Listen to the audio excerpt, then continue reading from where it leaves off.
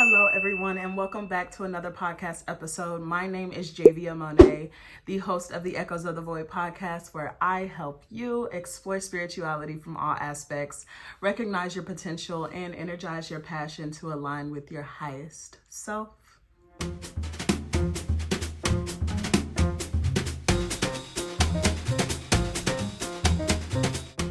Is that me? Today, we're talking about something that is deeply personable, deeply human, and deeply necessary. Healing. Healing isn't just about bubble baths and journaling and manifestation. It's not just about that good vibes aesthetic. It's about actually putting in the work. No, it's nice. It's also uncomfortable. It's isolating and sometimes even painful. But on the other side, there's peace, freedom, and a life that actually feels good to live. It's so nice. So if you've been feeling lost, exhausted, or like you're carrying the weight of everyone else's expectation, this episode is for you. We're going to break down what healing actually looks like. How to stop living for others, and what happens when you finally start putting yourself first. It is fantastic. And as always, this isn't just a podcast. This is a conversation. So grab your tea, light a candle, take a deep breath, and let's dive in. My hyperpigmentation. Oh my God. 1. The reality of healing. It's not pretty. Let's talk about the myth of pretty healing. Healing is typically not pretty at all. Actually, healing is typically triggered by some type of trauma. And then a person decides that they need to start healing. I've never looked better. Typically, a person will figure out that they're the problem. And I've been through this. There were times that I was the problem. Definitely the problem. But you know what? The first step to healing is recognizing the problem. Then is where you begin to heal. Healing is often romanticized, morning routines, yoga, workout, herbal teas, but that's only one side of the story. The truth is, healing is uncomfortable, it's messy and non-linear. Healing is an ebb and flow. Healing is up and down. And that's because you have your good days, you have your mid days, you have your bad days, but also you have to realize that everything is subjective. A bad day doesn't have to be a bad day. It could just be a learning day. It could just be a different day. Let's start affirming what we want it to be. This was a learning day for me. This was great. I learned so many new things. You don't wake up someday and suddenly just feel healed. That's not something that happens. Some days you feel worse, and some days will be worse before they get better. There's a book called The Body Keeps the Score, and it basically talks about how trauma is stored into different parts of our body. Therefore, people will recommend things like fitness or yoga because that's relieving trauma that has been stored into different parts of the body. But you also have to realize that you have to make the decision to get up and do it. And be as consistent as you can with it. Regardless of if you feel like it or not, your body needs it. Our body is what is holding this trauma that we have to heal from. Make sure you're treating your body, the only one that you get, with the utmost of respect. Trauma and old wounds don't just disappear overnight. It takes time. It takes patience. It takes energy. You have to be able to really slow down, sit down with yourself, and recognize the person that you want to be and the person that you are. Recognize the dissonance between those two, and then create a plan as to how you're going to improve it, how you're going to ease that gap of dissonance.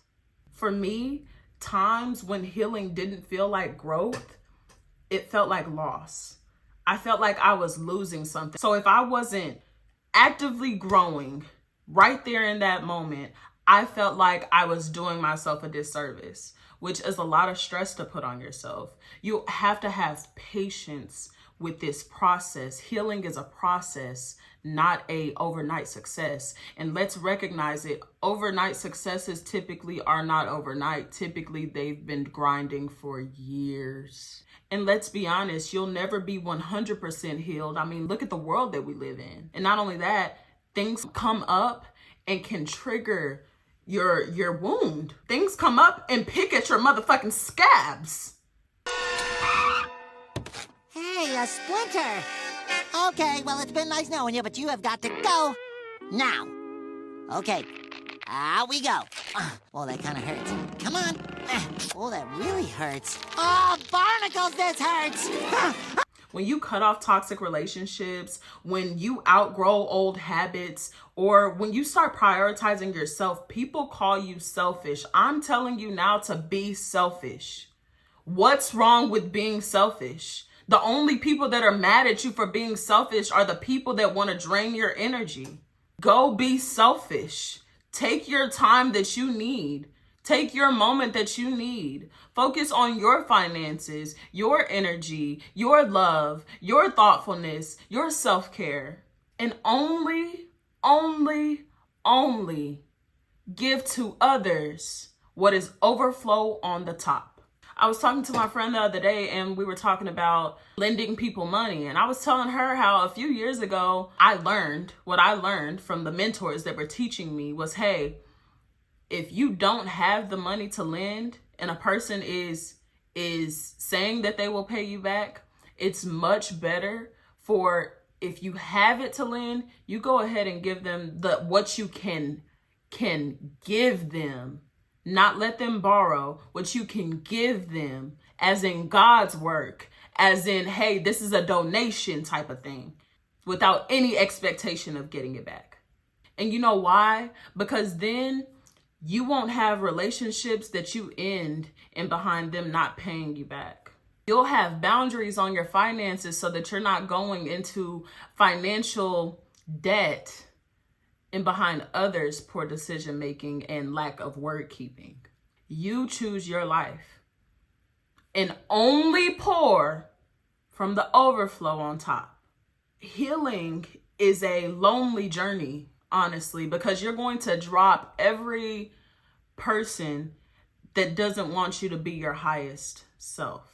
Let's face it, a lot of the times we are in relationships, in friendships. When I say relationships, I'm not just talking about a marriage or a girlfriend, boyfriend type of relationships. When I say relationships, understand that I'm talking about friendships, family, and relationships, husbands and wives. I'm talking about cousins. I'm talking about uncles, nieces, nephews. I'm talking about all of that. So there is loneliness, a loneliness in realizing you no longer fit into the old social circles or environments.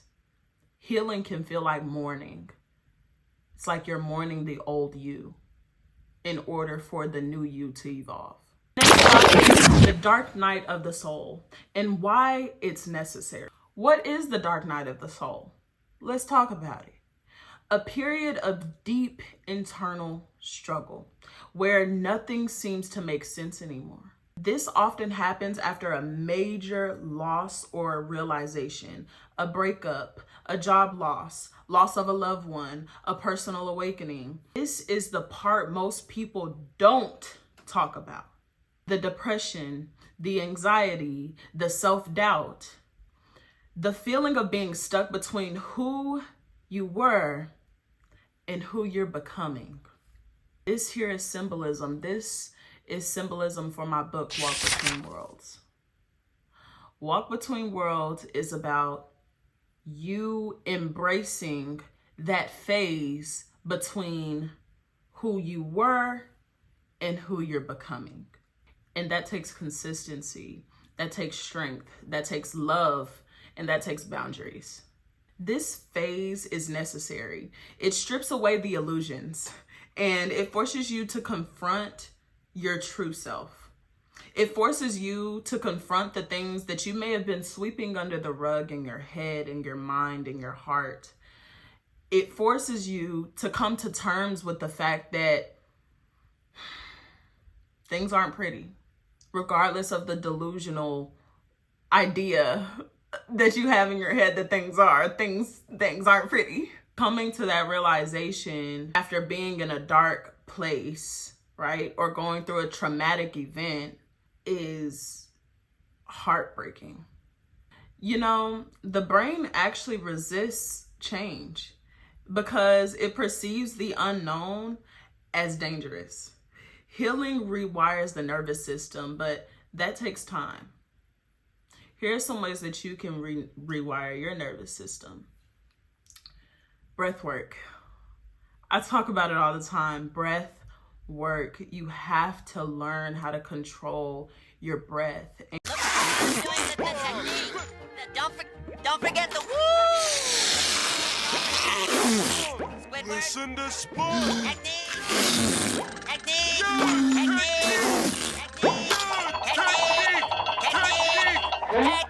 You're not doing the technique. Technique. Me too. But we got to get better, and we got to get better together, y'all. Healing does rewire the nervous system. Breath work, working out doesn't have to be full-blown running and lifting weights and all of that different type of stuff. Working out could literally be you in the morning doing push-ups and sit-ups, and that's how you start your day, because that's the only time of consistency that you can have. And that's okay. Even if it's just 5-10 a day, at least you did something.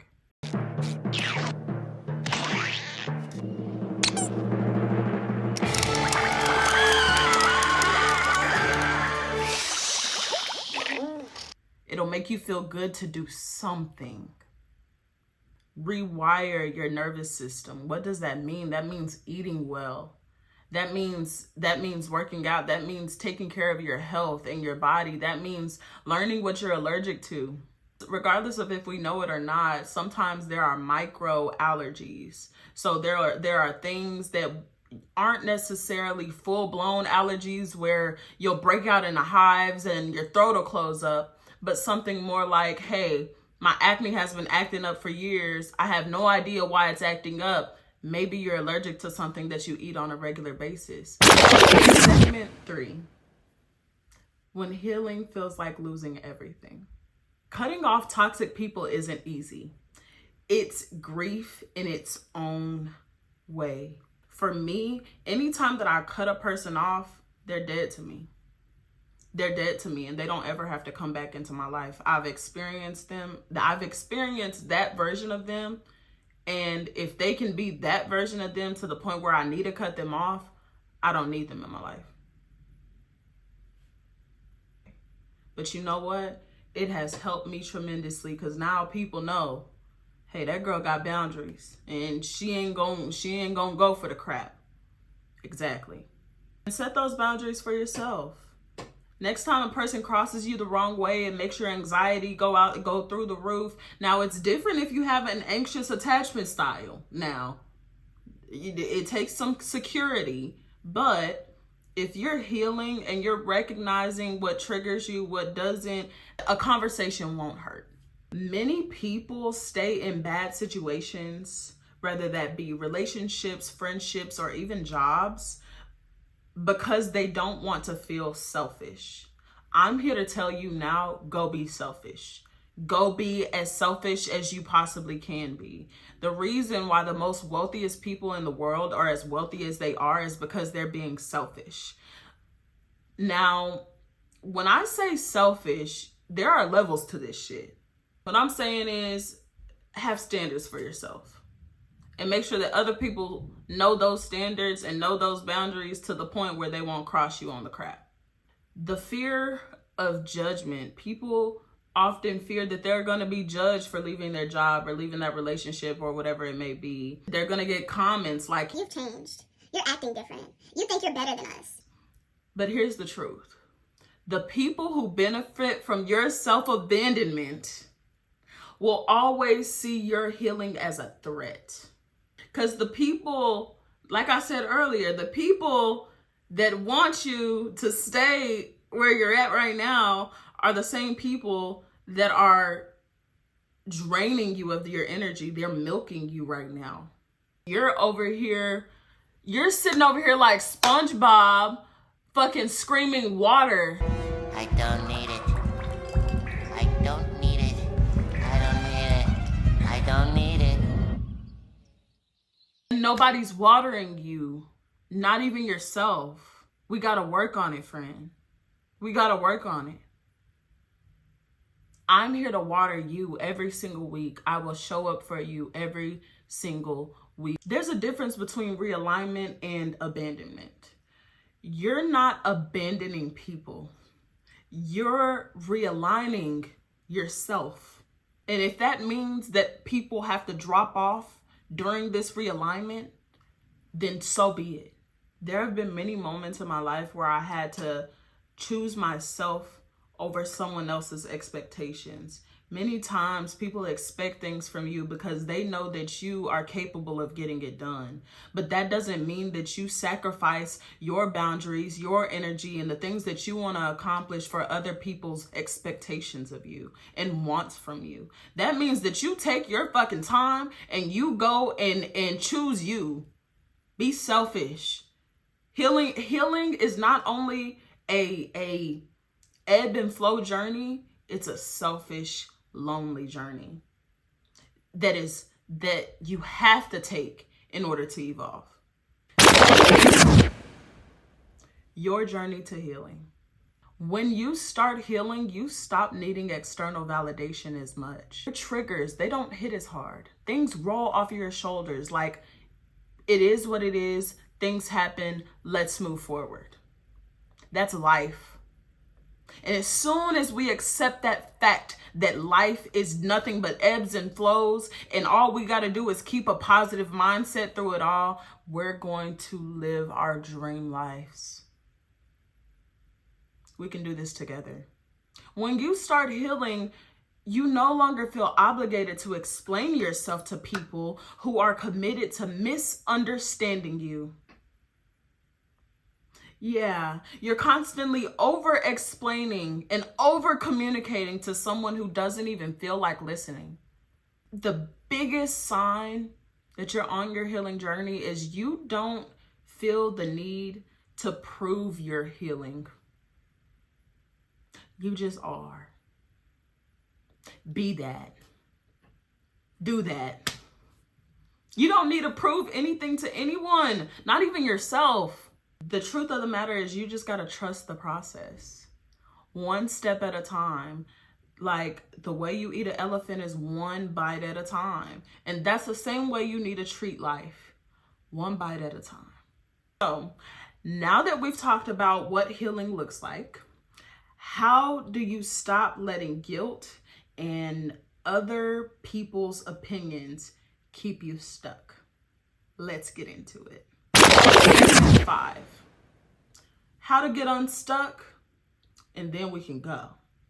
First and foremost, the first thing I need you to do is start a journaling habit. Start journaling often, every day if you can. Put your thoughts out onto paper. It's going to help you to realize and unpack things that you had no idea you needed to unpack. But that will heal you.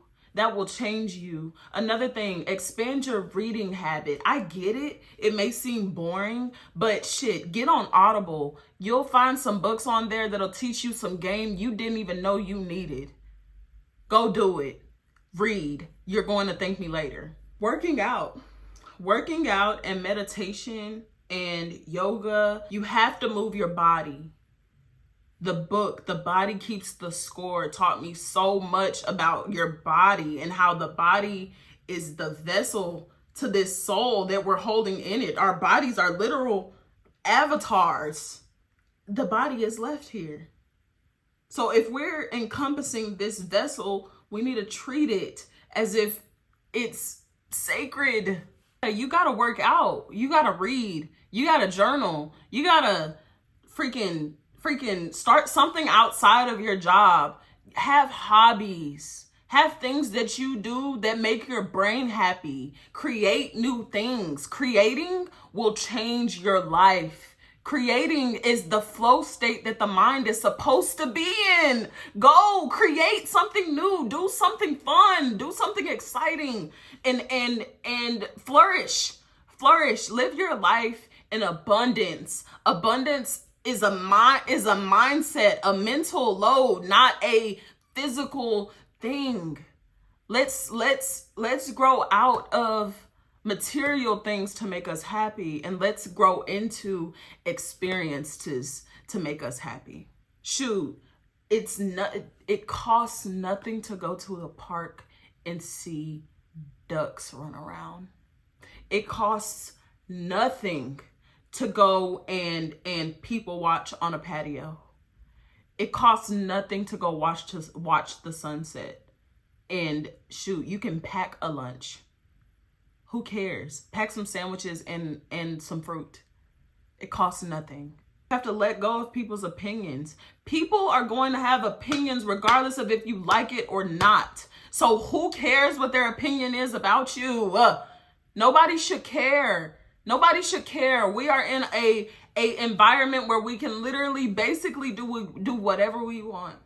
Whatever we want. If it wasn't for the fact that money and capitalism has taken over the world the way that it has, do you know how much different the world would be right now? Trading goods only stopped because they needed a healthy medium of exchange, and that's when money came about.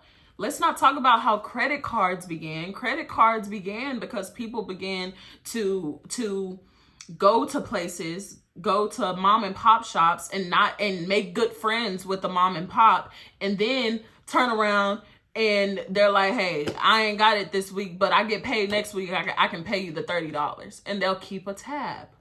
That's where that came from.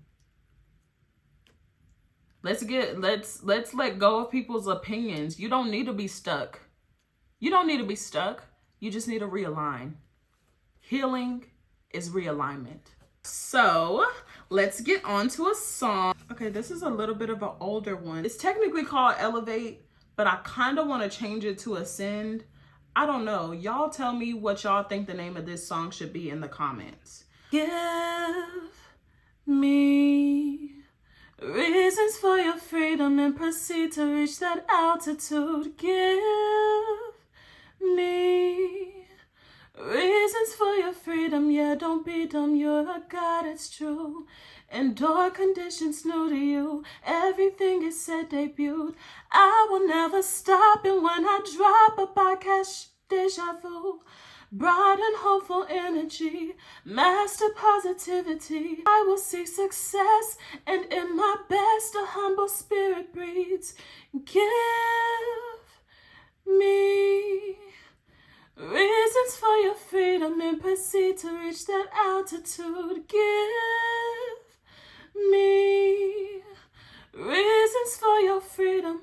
Don't be dumb, you're a God, it's true. Got you on my mind like you'll take my time like we live a dream life, satisfied, play previews. It's different. It's definitely words on paper right now. But ultimately, let me know what y'all think. Thank y'all so much for tuning in today. I am so very grateful for everyone that comes in, basks in this space. I am so appreciative of all of you coming and watching these videos. Trust me, you're not just learning. I'm learning too when making these. So I love y'all. Be safe and enjoy your healing journey. Make it yours. And as always, embrace the void. Listen, if y'all fuck with this vibe, y'all fuck with this energy, I highly recommend y'all go check out my book, Walk Between Worlds. The link is below in the description. I love y'all so much. Bye.